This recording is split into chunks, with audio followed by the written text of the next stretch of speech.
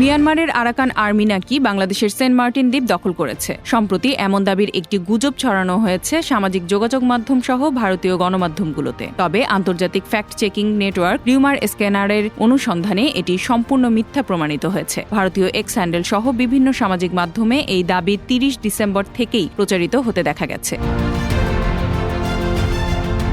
কিন্তু ফ্যাক্ট চেকের মাধ্যমে মিয়ানমারের আরাকান আর্মির সেন্ট মার্টিন দ্বীপ দখলের কোনো সত্যতা পাওয়া যায়নি। এরপরও ভারতের গণমাধ্যমগুলো সকাল বিকাল অপপ্রচারে ব্যস্ত, যার ধারাবাহিকতায় আজ তাক বাংলা সংবাদ প্রচার করছে ভারত নাকি যে কোনো সময় সেন্ট মার্টিন দখল করে নেবে, আর তাই এক অদৃশ্য যুদ্ধ জাহাজ তৈরি করেছে দেশটি। এটি প্রথমবার নয়, এর আগেও বহুবার এমন মিথ্যা প্রচারের সমালোচনার মুখোমুখি হয়েছে এসব ভুঁইফোড় মিডিয়া। এবারও তাদের এই সেন্ট মার্টিন দ্বীপ দখলের দাবি সম্পূর্ণ ভিত্তিহীন এবং মিথ্যা।